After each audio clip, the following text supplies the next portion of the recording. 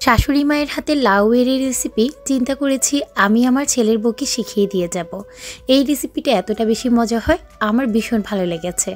আমি যেভাবে আমার শাশুড়ির থেকে শিখেছি, চিন্তা করেছি আমার ছেলের বউকেও এইভাবে শিখিয়ে দিয়ে যাব। সকালবেলায় আপনাদের ভাইয়া বাজারে গিয়েছে, আর শীতের সবজিগুলো আমার ভীষণ ভালো লাগে। শীতের বাজার করতে যেমন ভালো লাগে, বাজারগুলো কেটে কুটে রান্না করতেও ভীষণ ভালো লাগে।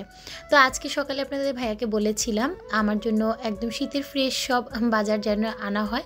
তার মধ্যে পালং শাক আনতে বলেছি, বেশি করে ধনিয়া পাতা, একটা বাঁধাকপি আর লাউ আনতে বলেছিলাম। এই সিজনে লাউ যতটা মজা হয়, সারা বছর যে লাউগুলো পাওয়া যায় সেগুলো কিন্তু খেতে এতটা ভালো লাগে না। আর লাউয়ের কথা আসলেই তো চিংড়ি মাছের কথা আসতেই হবে, এটা ছাড়া লাউ রান্না মনে হয় অসম্পূর্ণ। যাই হোক, তো ছোটো চিংড়ি হলে অবশ্য বেশি ভালো হতো। আমার কাছে এই সাইজের চিংড়ি মাছগুলো ছিল, তো আজকে এগুলো দিয়ে লাউ রান্না করব। আর এই তো এখানে কই মাছ বের করে রেখেছি, কই মাছগুলো হচ্ছে ভুনা করব। তো সব কিছু এখন গুছিয়ে গাছিয়ে নিয়ে রান্নাটা একটু পরে করব। তার আগে চলেন ছোট্ট একটা বিরতিতে খুব সুন্দর কিছু ড্রেস দেখিয়ে দিই। আজকে দুইটা ড্রেস দেখাবো, দুইটাই ভীষণ চমৎকার। আর এগুলো থাকবে প্রিমিয়াম কোয়ালিটি সুইস কটনের মধ্যে, প্যান্টটা থাকবে প্রিন্টেড করা। আর প্রিন্টেড করা প্যান্টের কিন্তু অনেক বেশি ডিমান্ড আপুদের, তাই এটা আনা হয়েছে। আর এই দোপাট্টাটা দেখেন চুনরি প্রিন্টের মধ্যে কন্ট্রাস্টের, খুবই সুন্দর ব্ল্যাক অ্যান্ড পিঙ্ক কালার কন্ট্রাস্টের মধ্যে। আমার তো ভীষণ ভালো লেগেছে। ড্রেসের প্রিন্টটা যেমন সুন্দর, সালোয়ারটাও কিন্তু তেমনি সুন্দর। সালোয়ারটা কিন্তু খুব সুন্দর একটা বিস্কিট কালারের মধ্যে ব্ল্যাক কালারের প্রিন্ট করা আছে, এবং ড্রেসের কম্বিনেশনটাও ভীষণ সুন্দর। এর থেকেও বেশি সুন্দর এই ব্ল্যাক কালারটা, এটা তো ভীষণ ভালো লেগেছে আমার। বল প্রিন্টের উপরে খুব সুন্দর ব্ল্যাকের উপরে ডিপ একটা জাম কালার টাইপের কালার কম্বিনেশন করা। আর দোপাট্টাটা দেখেন কত সুন্দর করে করা আছে, পাড়ের ডিজাইনটা বল প্রিন্ট, পুরোটা দোপাট্টা হচ্ছে স্টেপের মধ্যে, এবং ভিতরে খুব সুন্দর থোকা থোকা ফ্লাওয়ার প্রিন্ট করা আছে। প্রত্যেকটা ড্রেস কিন্তু ভীষণ সুন্দর। আর এগুলোর সালোয়ার থাকবে প্রিন্ট করা, যেটা কিনা এখন মোস্ট ট্রেন্ডিং একটা ড্রেসের কালেকশনের মধ্যে যাচ্ছে। সো এই সুন্দর দুইটা ড্রেস নিতে অবশ্যই কিন্তু আপনারা ভিজিট করতে হবে আমার business page outfit by Jebin. Outfit by জেবিনের লিঙ্কটা এই ভিডিওর কমেন্টে এবং ডেসক্রিপশানে দেওয়া থাকবে। আর এই তো ছোট্ট বিরতির পর আবারও রান্নাঘরে চলে এসেছি। আর এখানে কই মাছে লবণ হলুদটা মাখিয়ে নিয়েছি। তো কই মাছগুলো এখন ভাজি বসিয়ে দিব। রাতের জন্য আর কই মাছটা করছি না, শুধু দুপুরবেলার জন্যই করছি। আর এই তো আমি এখানে লাউটা রান্না করে নিব, তার জন্য লাউটা কেটে নিয়েছি। এই পুরো লাউ রেসিপিটা কিন্তু আমার শাশুড়ি মায়ের থেকে শেখা। লাউটা কাটা থেকে শুরু করে রান্না অবধি পুরোটাই উনার থেকেই আমার শেখা। বিয়ের পর যদি বলেন কোনো রেসিপি আমার শাশুড়ি মায়ের থেকে শিখেছি, তাহলে এই একমাত্র রেসিপি যেটা কিনা আমার শাশুড়ি মায়ের থেকে আমি শিখেছি, এবং আমার এটা ভীষণ পছন্দের।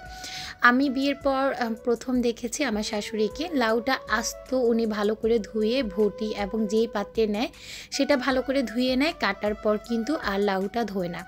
উনার ভাষ্যমতে লাউটা যদি কাটার পর ধোয় তাহলে নাকি লাউর মধ্যে যে একটা কষকষ ভাব আছে সেটা নাকি চলে যায়, আর এতে করে লাউটা খেতে মজা লাগে না। লাউর গায়ে যে কষটা আছে সেটা সহ নাকি রান্না করলে মজা লাগে। তো আমি বিয়ের আগে সবসময় দেখেছি আমার আম্মুরা লাউ কাটার পর ধুয়ে থাকে, এবং এখন পর্যন্ত আম্মুরা কিন্তু লাউ কেটে তারপরে ধোয়। কিন্তু আমার শাশুড়ি মা সবসময় লাউটা ভটি এবং যেই পাত্রে নিবে সব কিছু ধুয়ে তারপরে হচ্ছে লাউটা কাটে এবং তারপর রান্না বসায়। আর বিশ্বাস করেন ওটা কিন্তু আসলেই অনেক মজা হয়। আর এই যে উনি হচ্ছে এইভাবে পানির মধ্যে লাউ বসায়, তেল চড়িয়ে বা তেল কষিয়ে লাউটা রান্না করেন না। এই তো লাউটা হচ্ছে প্রথমে রান্নার জন্য আমি পাতিলে পানি দিয়েছি, তারপর এর মধ্যে কিছুটা রসুন দিয়েছি, হলুদ দিয়েছি, লবণ দিয়েছি, কিছুটা লাল মরিচের গুঁড়ো দিয়েছি, তেল দিয়েছি, তারপরে হচ্ছে পানিটাকে ভালো করে বলক নিয়েছি, সাথে কিন্তু পেঁয়াজও দিয়েছি। সব কিছুই কিন্তু দেখেছেন। আর এই তো চিংড়ি মাছগুলোকে ছোটো ছোটো টুকরো করে কেটে নিয়েছি। তো চিংড়ি মাছগুলো দিয়ে আমি 2-3টা বলক আনার পর লাউগুলো যে কেটে রেখেছিলাম সেগুলো এখন দিয়ে দিচ্ছি। মোটামুটি এই যে পানিটা দিয়েছি এই পানির মধ্যেই কিন্তু লাউটা হয়ে যাবে। এখন অনেকেই বলবেন যে লাউতে লাল মরিচের গুঁড়ো কেন দেয় বা এত হলুদ কেন দেয়, যেহেতু আমি উনার থেকে রেসিপিটা শিখেছি। তো উনারা হচ্ছে গ্রামের মানুষ কিন্তু আরও বেশি লাল মরিচের গুঁড়ো দিয়ে খেতে পছন্দ করে, তবে আমি যেহেতু একটু হলদে টাইপের খাই বা সাদা টাইপের খাই, তাই আমি মরিচের গুঁড়োটা একটু কম দিই। তবে আমরা সবসময় লাউটা সাদাভাবেই রান্না করি, যেহেতু আমার শাশুড়ি মা ছোটোবেলা থেকে আপনাদের ভাইয়াকে ওইভাবে খাইয়ে অভ্যস্ত, তাই হালকা একটু মরিচের গুঁড়ো না দিলে কেমন জানি কালারটা আমার কাছে সুন্দর লাগে না, তাই কিছুটা লাল মরিচের গুঁড়ো দিয়ে থাকি। তবে এটা অপশনাল, যে যার মতো করে দিতে পারেন। আর এই তো লাউটা কষিয়ে আসার পর আমি কিছুটা কাঁচা টমেটো দিয়ে দিয়েছি। আমার কাছে মনে হয় যে কাঁচা টমেটো দিলেই বেশি ভালো লাগবে। আর এই তো দেখেন লাউ থেকেও কিন্তু বেশ পানি বের হয়েছে এবং এই পানিতেই লাউটা কিন্তু একদম সুন্দর করে গলে যাবে। আর লাউটা কিন্তু সবসময় আপনাদের ভাইয়া একটু গলানো টাইপের খেতে পছন্দ করে, একদম মোমের মতো গলানো বা একটু ভাঙা ভাঙা টাইপের। তো যখন লাউটা একটু ভাঙা ভাঙা টাইপের হয়ে এসেছে তখন আমি কাঁচামরিচ আর বেশি করে ধনিয়া পাতা কুচি দিয়ে দিয়েছি। লাউটা রান্না করতে করতে কিন্তু কই মাছটাও ভুনা করেছি, সেটা নিশ্চয়ই খেয়াল করেছেন। আর এই তো ধনিয়া পাতা দিয়ে কিছুক্ষণ ঢেকে রাখার পর এখন চুলার আঁচটা বন্ধ করে দিব। তার আগে এখানে রসুনের ফোড়ন আর পেঁয়াজের ফোড়ন দিয়ে দিয়েছি। একটু বেশি পরিমাণে পেঁয়াজ আর রসুনটাকে ফোড়ন দিয়ে আবারও আমি একবার দুইবারের মতো বলক এনে নিয়েছি ঢাকনা দিয়ে। তারপর এখন চুলার আঁচটা বন্ধ করে দিব। আর একটু খেয়াল করবেন লাউয়ের কালারটা কত সুন্দর হয়েছে মাশাআল্লাহ। এই লাউটা একদম মুখে লেগে থাকে, খেতে এত বেশি ভালো লাগে। আমার হাতের এই লাউ রান্না যারাই খেয়েছে সবাই ভীষণ পছন্দ করেছে এবং এটার জন্য কিন্তু আমি সেই বিয়ের পর থেকে অনেক বেশি প্রশংসা পেয়ে থাকি।